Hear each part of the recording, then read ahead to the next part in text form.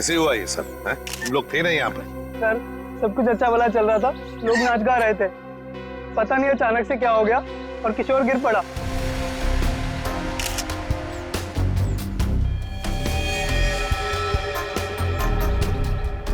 अमिन, देख रहे हो ना, आंखों के नीचे सब पीला हुआ है। हाँ सर, जहर का मामला लगता है शायद। वही हो सकता है। सारुण के बताएगा कैसा जहर है ये। क्या आप लोगों को किसी पर शक है? किसने किया होगा ये? सब सिर्फ एक ही आदमी कर सकता है, सिर्फ एक ही आदमी। कौन? मेरे पिता। क्या? मिस्टर प्रतीश कुमार। सिर्फ वही कर सकते हैं। क्या तुम्हारे पिता इस शादी के खिलाफ हैं? जी हाँ। वो नहीं चाहते थे कि हमारी शादी हो, क्योंकि ये उनकी तरह अमीर नहीं था ना।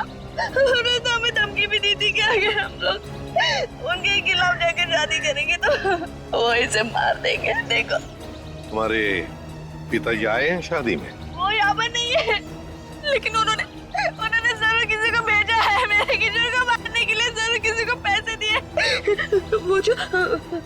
वो जो मुजरिम है ना, प्रवीण कोबला, वो पापा का बहुत अच्छा दोस्त है। उसी ने मारा मेरे किशोर को, उसी ने मारा है। सर, किशोर की जान को खतरा था और अदिति मैडम ने इनको सुरक्षा दिलवाई थी और पिछले 5 दिनों से हम इनकी सुरक्षा कर रहे थे। और उसके बावजूद ये सब हो गया। सर पता नहीं कैसे हो गया ये सब, हमने तो किसी को इनके आसपास भटकने तक नहीं दिया। हाँ, फिर भी लाश तो पड़ी है ना यहाँ पर। किसी को भटकने नहीं दिया। सर, इनमें से किसी ने मारा है मेरे किशोर को। इनमें से कोई मेरे पापा के साथ मिला हुआ है।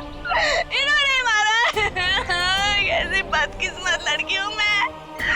ये उसके खुद के बाप ने उसे शादी के दिन विवाह कर दिया। अदिति, चलो अंदर चलो। चलो। किशोर की जान को खतरा था, है ना? तो क्या उसे किसी सुरक्षित जगह पर रखा था?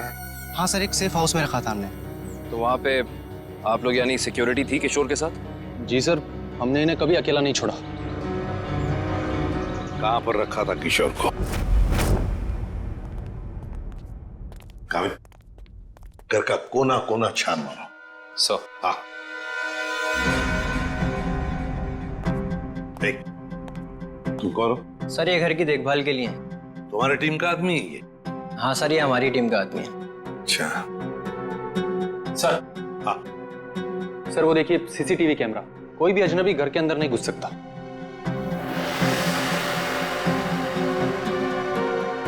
हाँ, मगर कोई तो आता होगा घर में किशोर से मिलने, कोई दोस्त या कोई रिश्तेदार? नहीं सर, सिवाय अदिति जी के और कोई भी नहीं। अच्छा, खाने का डब्बा कौन लेकर आता था? सर किशोर का खाना अदिति ही लेकर आती थी और चाय वगैरह वो खुद बना लेते थे। मतलब सिर्फ अदिति ही आती थी इस घर में? सर अंदर चेक कर लिया, इस घर में जबरदस्ती या चोरी छिपे घुसने का कोई सबूत, कोई निशान नहीं मिला है।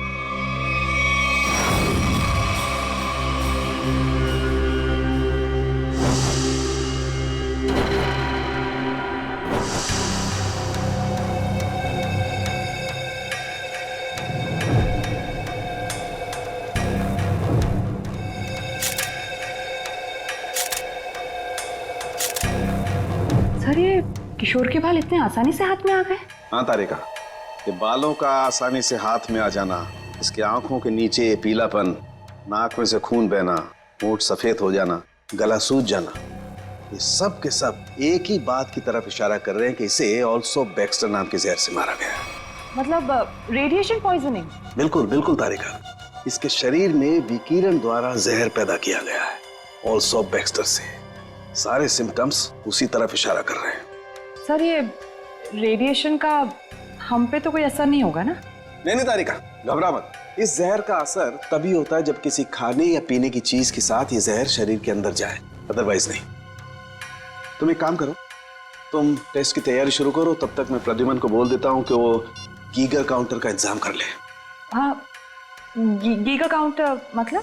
तारिका, गीगर काउंटर एक ऐसा यंत्र होता है जिससे एसीपी प्रद्युमन ये पता लगा सकेंगे कि उस सेफ हाउस में जहां पर इसे रखा गया था, वहां पर ये ऑल्सो बैक्स्टर नाम के जहर का रेडिएशन है या नहीं, और अगर है तो कितना है। Okay sir, sure. Karan ready है? ऑल्सो बैक्स्टर जहर। पता चल जाएगा ये जहर किशोर के शरीर के अंदर गया कहां से। ये हमारा डिवाइस अल्फा पार्टिकल रेडिएशन ये बता देगा। बारीक से बारीक चीज को भी चेक करो, देखो रेडिएशन मिलता है क्या। Yes sir. करण।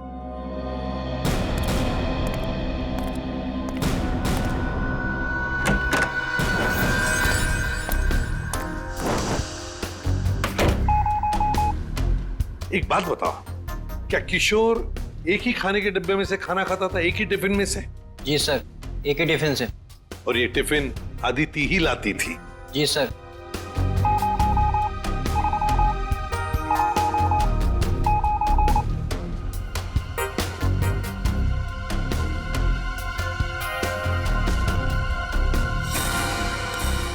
सर, हाँ? पूरा किचन चेक कर लिया सर। ये रेडिएशन कहीं भी नहीं मिला। कहीं पर भी कोई भी रेडिएशन नहीं? No sir. अरे साळुंखे साहब, आपने वो क्या यंत्र बताया था आपने? Geiger counter. हाँ, गीगर काउंटर। एसीपी साहब ने पूरे सेफ हाउस में इस्तेमाल किया, उसको अच्छी तरीके से चेक किया, मगर वो रेडिएशन का तो नामो निशान तक नहीं था। अरे ये कैसे हो सकता है? नहीं नहीं, ये तो नामुमकिन है। कोई गलती हो गई है इस यंत्र को इस्तेमाल करने में। गलती कैसे हो सकती है सर? सर कहीं गलती आप, मेरा मतलब है कि हो सकता है कि वो जहर मामूली जहर हो। एक बार टेस्ट की रिपोर्ट आ जाने दो सचिन, फिर पता लगेगा कि गलती हमसे नहीं हुई है। हवा में बात नहीं करता doctor Salunkhe, you understand that? X-ray दिखाओ इन्हें। एक मिनट। एक्सरे दिखाओ।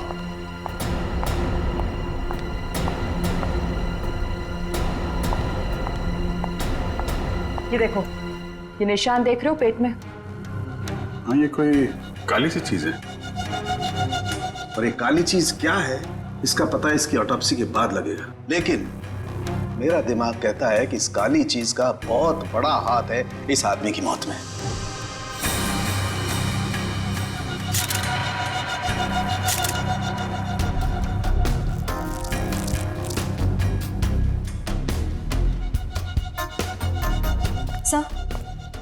सही है, देखिए ये बॉटल अंदर बेडरूम में टेबल के नीचे छुपा कर रखी गई थी। है क्या इस बॉटल में?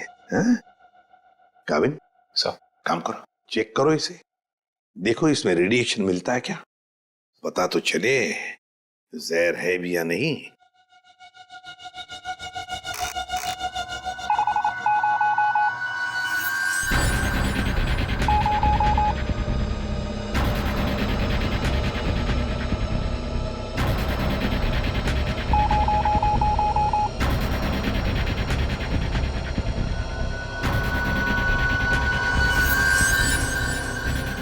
अगर इसमें रेडिएशन नहीं है तो इसका मतलब है ये वो जहर ऑल्सो बैक्स्टर नहीं है। क्या तुम लोग जानते हो क्या चीज है ये? नहीं सर। नहीं सर, इसके बारे में हम लोग कुछ नहीं जानते।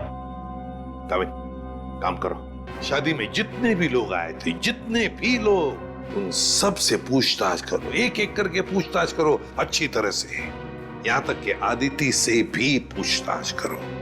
बचे आदिति के पिता प्रतीश कुमार।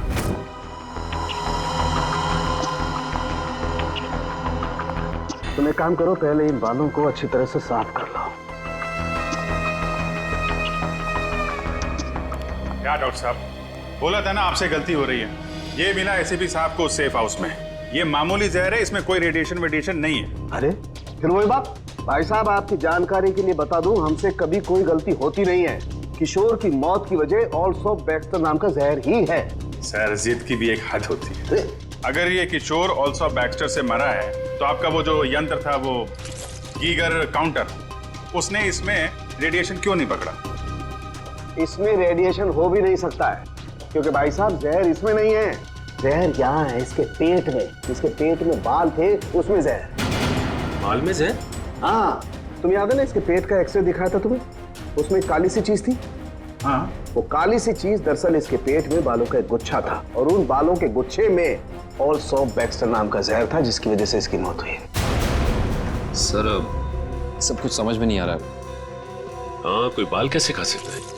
गलती से पेट में चले गए, और वैसे भी इसके बाल झड़ रहे थे ना। नहीं सचिन, वो बाल किशोर के नहीं है, बाल किसी और के हैं।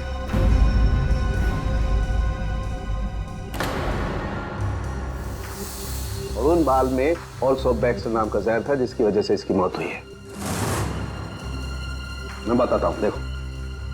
सारिका, वो बाल लाना जरा। सर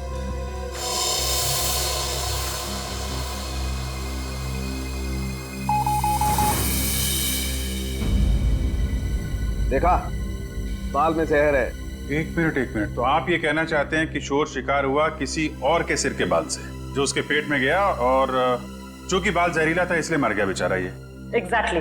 तो फिर उस आदमी के शरीर में भी तो जहर होगा जिसका ये बाल है। यकीनन। My God. अच्छा, ये बाल इसके पेट में कब गया, कितने दिन पहले? लगभग 7-8 दिन पहले। मतलब इसे प्रोटेक्शन मिलने से पहले? मैं बताता हूँ डिटेल में, आओ।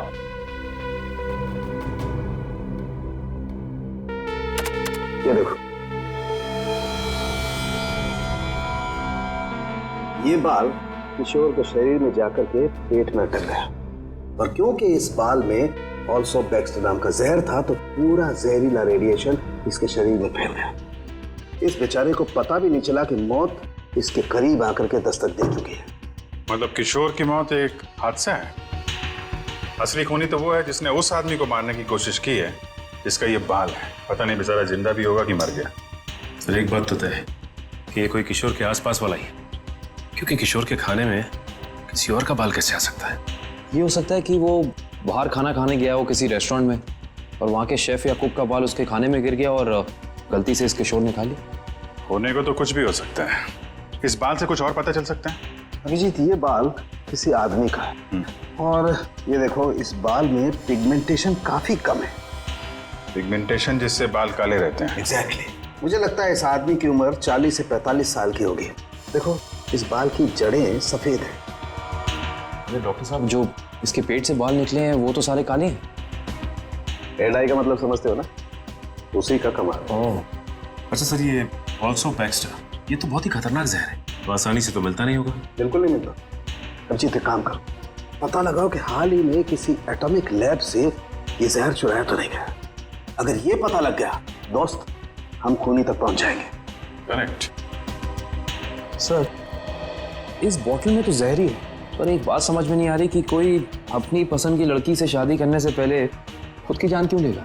हो सकता है कि किशोर डरा हो इस बात को लेके कि कहीं अदिति के पिता के गुंडे उसे पकड़ न ले, और उसने ये सोचा हो कि क्यों ना जहर खाकर खुद में अपनी जान दे दे। सोचने वाली बात यह है कि किशोर के पेट में बाल गया 1 हफ्ते पहले, जब वो अपने पुराने घर में था।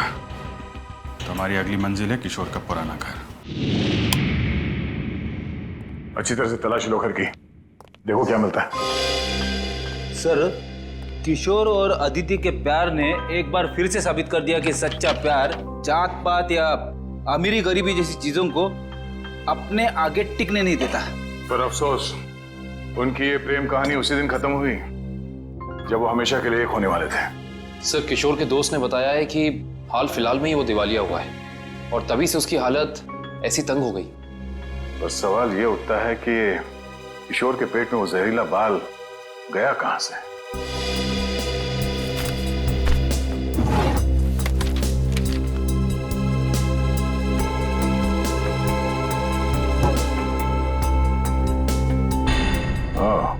Termination letter. इस किशोर को नौकरी से निकाला गया था MLM एंटरप्राइजेस प्राइवेट लिमिटेड। ये तो अदिति के पिता की कंपनी है। सर,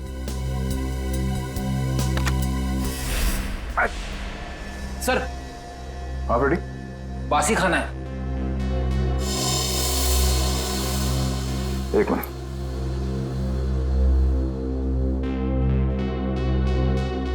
इसमें कहीं बाल तो नहीं दिख रहा। जरा घर का राशन चेक करो।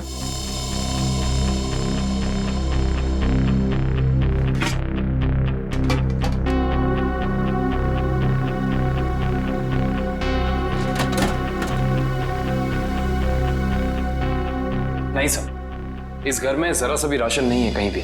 नो, इसका मतलब ये खाना यहां नहीं पका है, बाहर से आया है।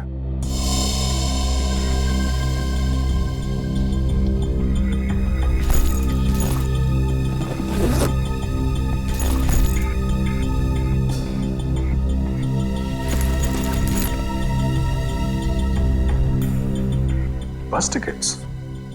ये तो एक हफ्ते पहले के टिकट्स हैं। ये किशोर तिलक नगर जाता था, मतलब उसी समय जब उसके शरीर में वो जहर चला गया। अगर सर जब किशोर के पास कोई नौकरी नहीं थी तो ये रोज तिलक नगर करने क्या जाता था? ये तो वही जाने के बाद पता चलेगा। तिलक नगर में sir, Tilak Nagar bus stop तो आ गए, अब यहाँ से कहाँ जाए? फोटो दिखाए क्या लोगों को किशोर की? नहीं, उसकी जरूरत नहीं पड़ेगी। वो देखो, एलपी चैरिटेबल ट्रस्ट, यहाँ जरूरतमंद लोगों के लिए मुफ्त में खाना और कपड़े दिए जाता है। हो सकता है ये किशोर भी यहीं पे आया होगा। तो किशोर के शरीर में वो जहर गया है, तो यहाँ आने वाले दूसरे लोगों के शरीर में भी गया होगा। चलो अंदर चल के पूछताछ करते हैं।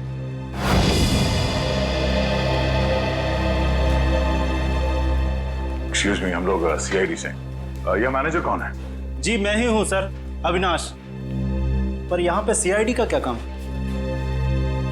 इसे पहचानते हैं आप? किशोर नाम है इसका। सर ये तो अक्सर आता था यहाँ खाना खाने, पर कुछ दिन से नहीं आ रहा। सर इसे क्या हुआ?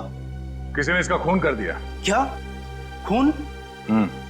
और आपको ये बात जान के धक्का लगेगा कि इसकी मौत की वजह आपके यहाँ खाए खाने से जुड़ी हुई है। जी क्या मतलब? हमें इसके पेट के अंदर से बाल मिला है, जो शायद खाने के जरिए इसके पेट में गया है, और उस बाल में जहर था, अल्सूफ बैक्स्टर नाम का बहुत ही खतरनाक जहर। सर क्या कह रहे हैं आप? हम तो बहुत सावधानी बरतते हैं लोगों को खाना देने से पहले। ये हमारा बावर्ची है, इससे आप पूछ सकते हैं। अब ये बताइए कि किसी और ने भी शिकायत की थी खाने में बाल होने की? हाँ सर, कुछ शिकायतें आई तो हैं। साहब मैंने पूरी सब्जी फेंक दी थी जिसमें बाल निकले। पर किशोर को कैसे पता नहीं चला कि उसके खाने में बाल है? वो इसलिए क्योंकि उसकी आंखें बहुत कमजोर थी, बहुत हाई पावर का चश्मा पहनता था और शायद उस दिन उसने वो चश्मा ना पहना हो। अच्छा, इन साहब के अलावा कोई और भी खाना बनाता है यहाँ पे? सर कोई एक हो तो मैं बताऊं। यहाँ तो कई लोग आते हैं दिलों में भावनाएं लेकर और खाना पकाने में हमारी मदद करते हैं। तो जो लोग अक्सर आते हैं खाना बनाने के लिए, उनका कोई रजिस्टर, कोई लिस्ट होगा ना? एक मिनट सर।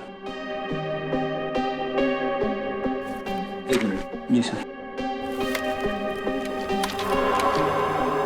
सर इसमें तो 70-75 लोगों के नाम है, कैसे पता चलेगा कि किशोर के खाने में किसका बाल गया था? याद है ना डॉक्टर सालम ने क्या कहा था? उस आदमी की उम्र 45-50 साल है और वो बालों को डाई करता है। 45-50 साल और बालों को डाई करता है?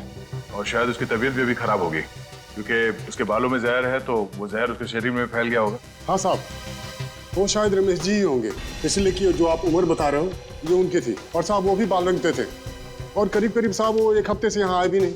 रमेश? हाँ सर। जरा उसका एड्रेस देना हमें।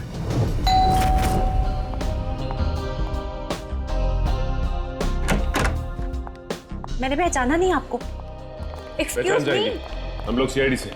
सीआईडी? सीआईडी का क्या काम मेरे घर पे? पार्टी चल रही है जी। हमें आपके पति रमेश जी से मिलना है, बुलाइए जरा उन्हें। अफसोस, आपने आने में थोड़ी देर कर दी। 4 दिन पहले ही उनकी मौत हुई है। क्या? जी।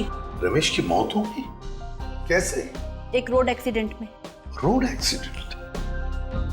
आपके पति की मौत हो चुकी है और आप यहाँ जश्न मना रही हैं। किसी के जाने से जिंदगी तो नहीं रुकती, जाने वाला चला गया। सुन लिया? सही है। ये मौत हुई कैसे? इसमें भी रमेश की गलती थी, गाड़ी चलाते चलाते सो गया। वो कहते हैं ना, नजर हटी दुर्घटना घटी। सर ये एक्सीडेंट जहर की वजह से ही हुआ होगा। क्या बात है अलीशा, सीआईडी यहाँ क्यों? रमेश की मौत की पूछताछ करने आए हैं। आपकी तारीफ? ये मेरे दोस्त हैं राहुल। अरे छोड़िए ना ऑफिसर, जो चले गए उन्हें क्या याद करना। आइए आप लोग भी हमारे साथ पार्टी एंजॉय करिए। ज्यादा बात मत करना, समझे? यहाँ एक मौत की पूछताछ हो रही है, समझे आप? इनके पति रमेश की मौत हुई है जहर से। हमें तो शक होने लगा है कि रमेश को जहर तुमने ही दिया होगा और शायद उसमें इनकी मदद ली होगी आपने। आप मुझ पर शक कर रहे हैं? जी हाँ, कुछ कहना है आपको? हमें रमेश के डीएनए सैंपल्स लेने अभी इसी वक्त। आपने आने में देर कर दी है। अफसोस, अब तो उनकी अस्थियां भी बहा दी है मैंने। लेकिन कुछ तो होगा घर पे, उनका ब्रश, उनकी कंघी वगैरह। आप कल नहीं आ सकते? आप क्यों मेहमानों के सामने बेइज्जती कर रहे हैं? देखो मैडम, अगर हमने तुम्हारे घर की जबरदस्ती तलाशी ली और तुम्हें अपने साथ ब्यूरो ले गए तो तुम्हारी दुगनी बेइज्जती होगी। जी आइए।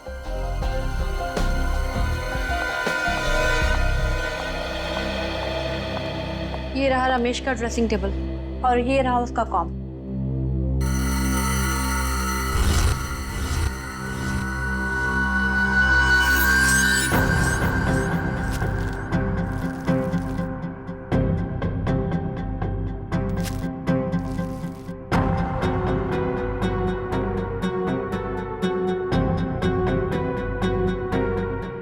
आशय, सर हेयर ब्रश मिला है, इस पे कुछ बाल भी है। ये ID. RAC nuclear research centre. Alisha ji, आप RAC न्यूक्लियर रिसर्च सेंटर में काम करती हैं? जी हाँ। अच्छा सर, ये ऑल्सो बैक्स्टर, ये तो बहुत ही खतरनाक जहर है, तो आसानी से तो मिलता नहीं होगा। बिल्कुल नहीं मिलता। अब जीत एक काम करो, पता लगाओ कि हाल ही में किसी एटॉमिक लैब से ये जहर चुराया था। सर उनके सामने रिसर्च सेंटर के बारे में बताया था, याद है? आलिशा जी, ऑल्सो बैक्स्टर, ये जहर ऑल्सो बैक्स्टर जिसकी वजह से आपके पति रमेश जी की मौत हो गई, वो अक्सर वहीं पे पाया जाता है जहां पर यूरेनियम कोर या फिर न्यूक्लियर रिएक्टर होते हैं। कह दीजिए अपने मेहमानों को, या आपके लिए ये पार्टी खत्म। भाई हो सकता है आप लोगों को जानकर दुख हो, लेकिन अनीशा खूनी नहीं है। और इतने यकीन से कहने की वजह? क्योंकि रमेश का खून हुआ ही नहीं है, वो बेचारा तो वाकई एक्सीडेंट में मारा गया। अरे लेकिन उस लिस्ट में सर 40-45 साल का यही एक आदमी था, रमेश। क्योंकि उस वक्त मुझे ये मालूम नहीं था कि पिगमेंटेशन की वजह जहर नहीं है, उम्र नहीं है, बल्कि पिगमेंटेशन की वजह है और केमिकल्स। अब ये नया चक्कर क्या है सालों के साथ? सचिन, दरअसल इस आदमी की उम्र थी सिर्फ 30 साल की, लेकिन क्योंकि वो लेता था इसलिए उसका शरीर और उसके बाल ज्यादा बूढ़े हो गए थे, और उसके शरीर में पिगमेंटेशन इतना कम था कि 30 साल के होने के बावजूद वो लगता था 40-45 साल का। इस ड्रग के इस्तेमाल से इंसान को हेलुसिनेशन होने लगते हैं और कभी कभी उसके अंग कांपने लगते हैं। तो खूनी कोई 30 साल का आदमी है जिसके हाथ कांपते हैं। सर वो चैरिटेबल ट्रस्ट के लॉगबुक में भी एक आदमी की लिखाई ऐसी थी, बिल्कुल टेढ़ी। ऐसा लगता था कि लिखते वक्त उसके हाथ जरूर कांपते होंगे। नाम याद है उसका? एक मिनट। जी सर।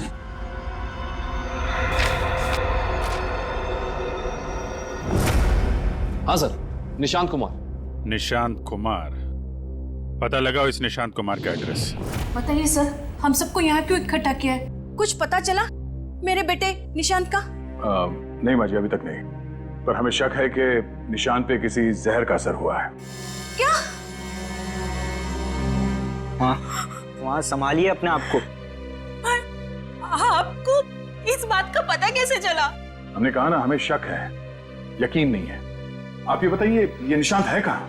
जी वो 4 दिन पहले दिल्ली के लिए निकले थे, वहां से उनका एसएमएस आया कि वो सही सलामत दिल्ली पहुंच गए हैं। उसके बाद से उनसे कोई संपर्क नहीं हो पाया। क्या वो एसएमएस हम देख सकते हैं प्लीज?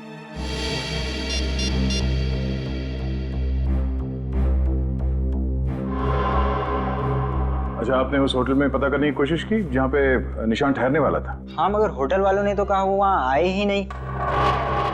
हमने एयरलाइंस में भी पता किया, लेकिन वहां से पता चला कि उन्होंने कोई फ्लाइट पकड़ी ही नहीं। मतलब निशांत दिल्ली गया ही नहीं, झूठ बोला उसने आप लोगों से? मुझे तो कुछ भी समझ नहीं आ रहा है कि ये सब हो क्या रहा है। संभालो अपने आप।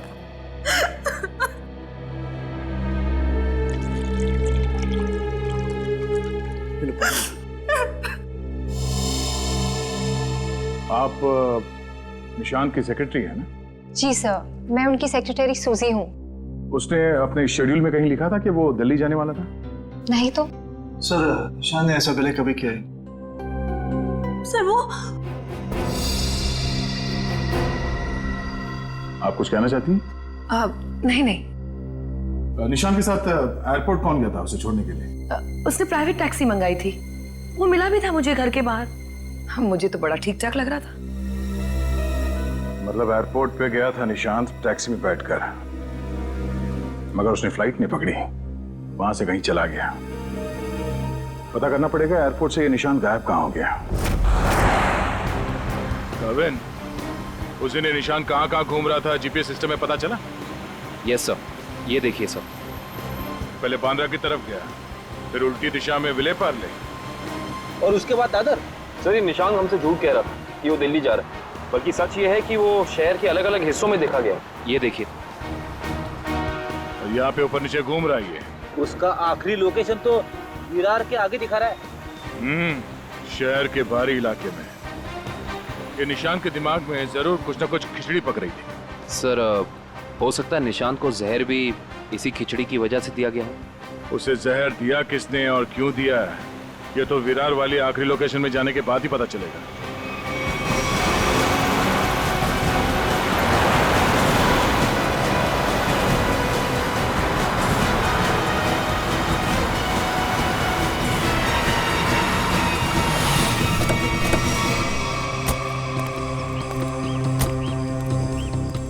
ये है वो जगह जहां आखिरी बार निशान के मोबाइल ने जीपीएस नेटवर्क पकड़ा था। अजीब बात है ना सर, कोई भला अपनी फ्लाइट मिस करके ऐसी जगह पे क्यों आएगा?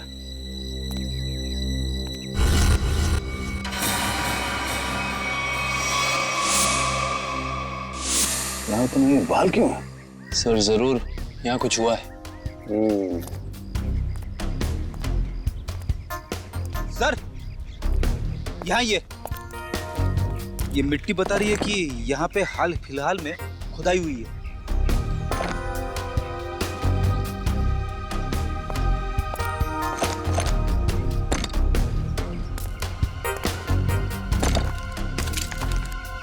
सारी जगहों को खोदो जल्दी।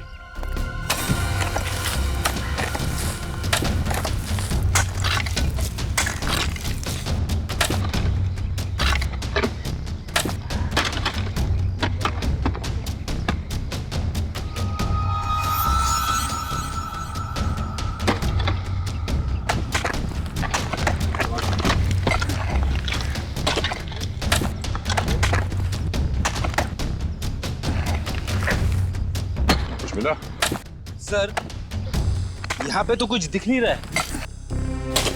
सर यहाँ पर कुछ नहीं है। इधर भी नहीं है सर। चलो एक काम करो, इस घर के अंदर जाओ और तलाशी लो, देखो कुछ मिलता है क्या। जी सर। बड़े कमाल की बात है, इतनी ज्यादा जगह खुदा है पर खुदाई के अंदर कुछ भी नहीं मिला। ये भी तो हो सकता है कि खुदाई कुछ निकालने के लिए नहीं, बल्कि जो पहले दफनाया गया था उसे निकालने के लिए खोदा गया। सर, हाँ ये देखिए घर के अंदर से क्या मिला सर।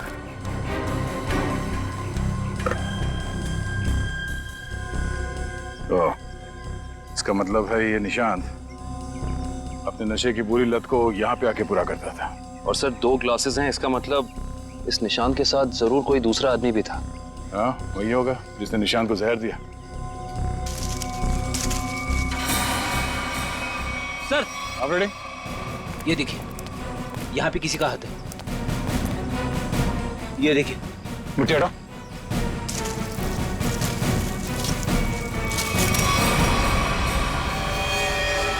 डॉक्टर साहब ये निशांत ये कितने दिन पहले मरा है? 4 दिन हो गए इसकी मौत को। 4 दिन पहले? अब ये क्या बात कर रहे हैं सर आप? 3 दिन पहले इस आदमी ने एसएमएस भेजा अपनी वाइफ को। सोचना भी मत अभिजीत कि हम लोगों से गलती हुई है। बस इसकी लाश पर से मुझे कीड़े मिले, वो कीड़े जो इंसान के मरने के बाद उसके शरीर पर पाए जाते हैं, जिन्हें मैगट्स कहते हैं। और इन कीड़ों ने लाश के ऊपर जो अंडे दिए हैं वो 4 दिन पुराने हैं। इसका मतलब बात साफ है, इसकी मौत को 4 दिन हो चुके हैं। मतलब निशान ने अपनी पत्नी को एसएमएस नहीं भेजा, किसी और ने भेजा है, शायद उसके खूनी ने। लेकिन खूनी ने ऐसा किया क्यों होगा? ताकि ये लोग पुलिस में इसके गायब होने की रिपोर्ट न लिखाएं और उसे थोड़ा और वक्त मिल जाए वो चीज ढूंढने के लिए जिसकी वजह से वो सारे गड्ढे खोद रहा था। एक बात और अभिजीत, उस आदमी की निशांत के साथ मरने से पहले हाथापाई हुई है। मतलब उस आदमी ने अपने दाहिने हाथ से इसकी गर्दन को दबोचा और बाएं हाथ से इस पर वार किया यहाँ पर, क्योंकि सिर्फ यही पर वार के निशान है और कहीं पर नहीं। सर इसका मतलब तो साफ है कि इस पे हमला करने वाला कोई लेफ्ट हैंडर है, कोई खब्बू। तो इस केस में कोई ऐसा है जो खब्बू है।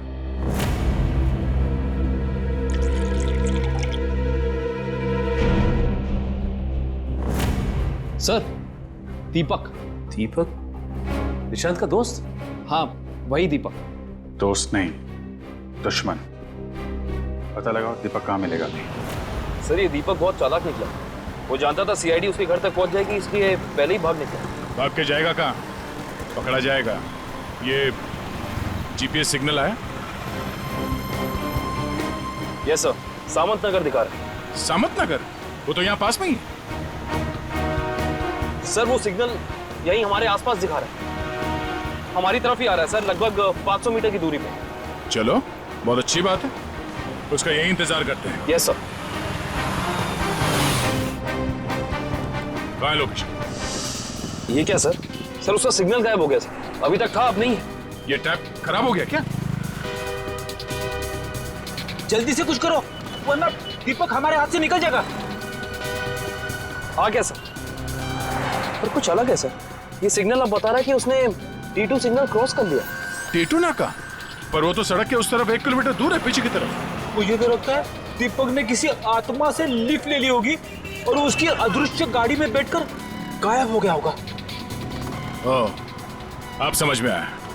वो यहाँ से सबवे से उस तरफ गया, वहां से शायद किसी बाइक या टैक्सी रिक्शा में बैठ के T2 नाका पहुंच गया। चलो T2 नाका पहुंचते हैं।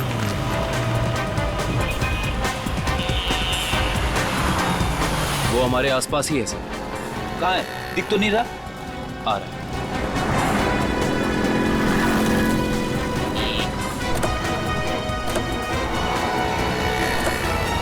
कहीं जाने की जल्दी है? कहाँ जा रहे हो? सर आप लोग? हाँ? कहीं नहीं, घर जा रहा हूँ। बैग में क्या?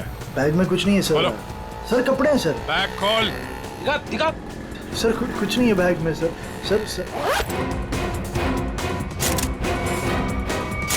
कपड़े ऐसे होते हैं?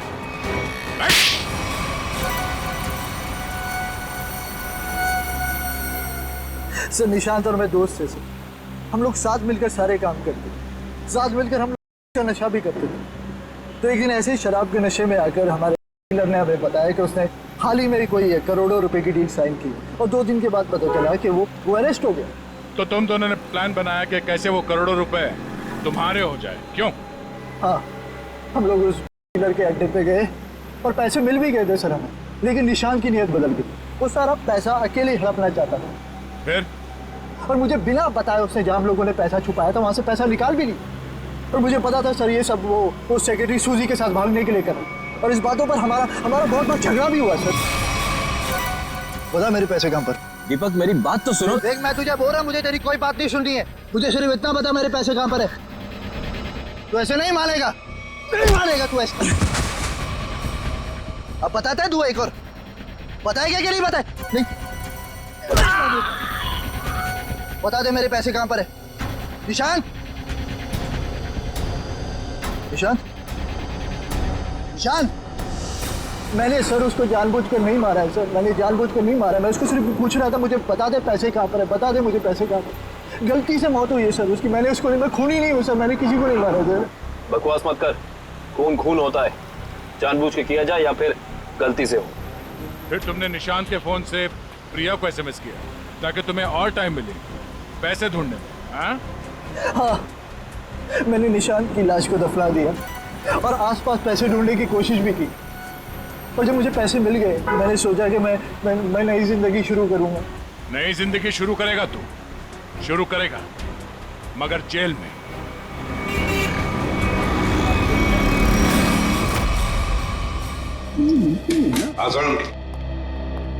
बस पहेली तो और उलझ गई है। या सालुंखे, तू सिर्फ पहेलियां उलझाता रहे, बता कुछ भी मत, बता तो सही मिला क्या है। हेलो बॉस, ऑल्सो बैक्स्टर जहर 3-4 दिन में अपना असर कर देता है। 3-4 दिन लेने में इंसान की मौत हो जाती है, लेकिन निशांत को यह जहर इतनी कम मात्रा में दिया गया कि उसकी मौत इतनी जल्दी नहीं हो सकती। हाँ सर, इसे तकरीबन 20 दिनों तक ये जहर दिया जा रहा था, वो भी बिल्कुल कम मात्रा में, ताकि जब वो मरे तब उसकी बॉडी में यह जहर डिटेक्ट ही ना हो। और हमने उस डीलर को पकड़ा है 1 हफ्ते पहले, तो कहीं ऐसा तो नहीं कि इस निशांत की मौत के पीछे दीपक के अलावा कोई और ही है? हो सकता है, और ये और कोई कौन है इसका पता देगा हमें एक बार। आओ बस चलो।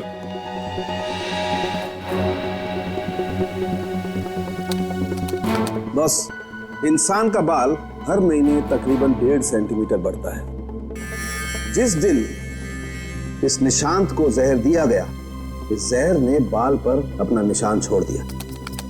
ये देखो, ये डॉट। और हर रोज निशांत को एक निश्चित मात्रा में जहर दिया गया, और हर रोज उस जहर ने अपना निशान बाल पर छोड़ दिया, सिवाय ये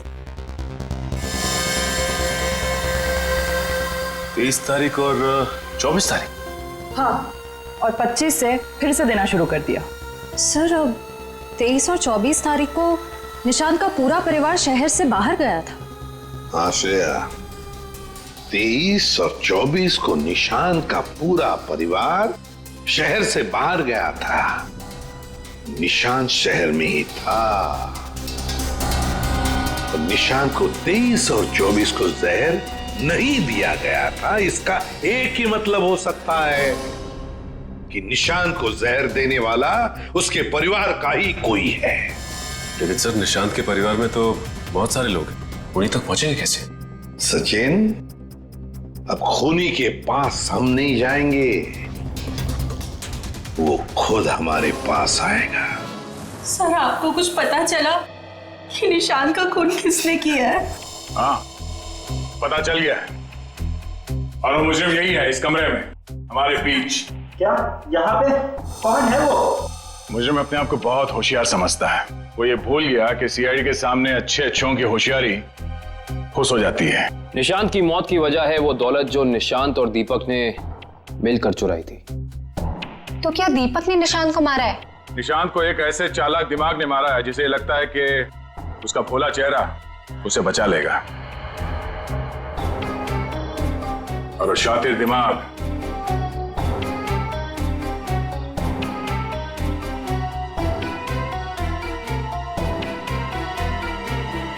तुम हो।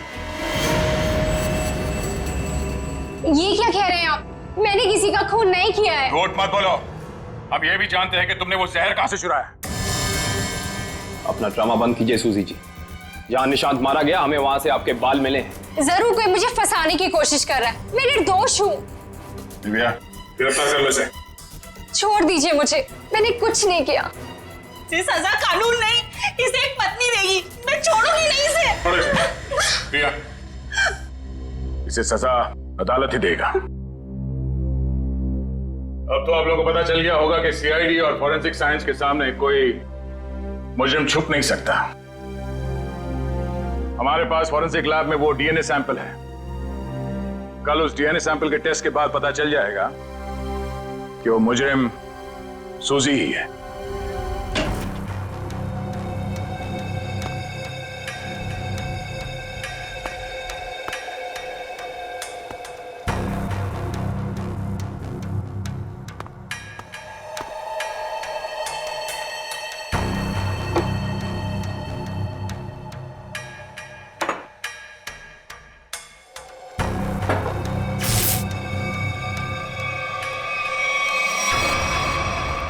फोरेंसिक लैब ढूंढने में कोई दिक्कत तो नहीं आई?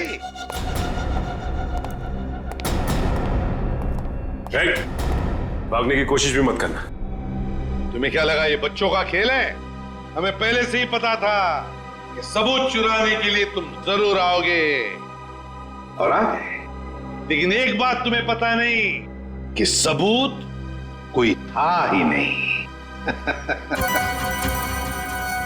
मुंह दिखाई हो जाए सर इनकी। नेकी और पूछ-पूछ।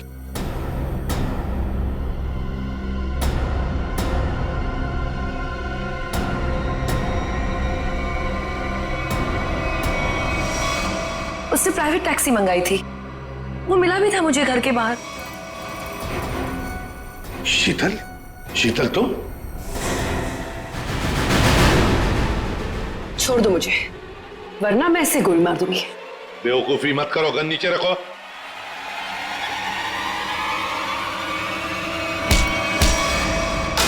सीआईडी को मारना तेरे बस की बात नहीं है।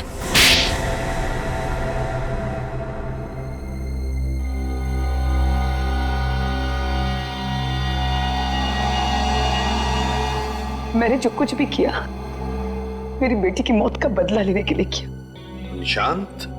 निशांत को क्यों मारा? क्या तुम्हारी बेटी की मौत में निशांत का हाथ था? हाँ, उसकी लत लग गई थी। 2 साल पहले वो ओवरडोज से उसकी मौत हो गई थी। मुझे वही निशांत के घर से मिली। तो तुम अच्छी तरह से समझ गई थी कि तुम्हारी बेटी को की लत में डालने वाला कोई और नहीं बल्कि निशांत है। हाँ, आज वो अगर जिंदा होती ना तो बिल्कुल तुम्हारी उम्र की होती। उसकी भी शादी हो रही होती, जिंदगी में कुछ करके वो भी कुछ बन रही होती। निशांत ने ऐसा कुछ नहीं होने दिया, सब बर्बाद कर दिया निशांत ने, सब बर्बाद कर दिया। फिर मैंने सोच लिया कि मैं निशांत को मार डालूंगी और मैंने उसे आहिस्ता आहिस्ता वो पॉइजन देना शुरू कर दिया।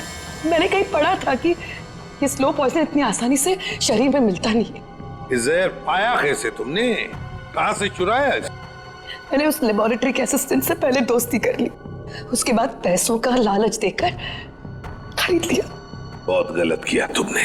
शीतल, तुम्हारी बेटी के साथ जो कुछ भी हुआ सही नहीं हुआ। हमें अफसोस है उस बात का, लेकिन इसका मतलब ये नहीं कि तुम कानून को अपने हाथ में लो। हमारी मदद ले सकती थी तुम। तुम्हारे ऐसे करने से 2 मासूम लोगों की जानें चली गई। कानून तुम्हें कभी माफ नहीं करेगा। तुम्हें कड़ी से कड़ी सजा होगी, शायद फांसी।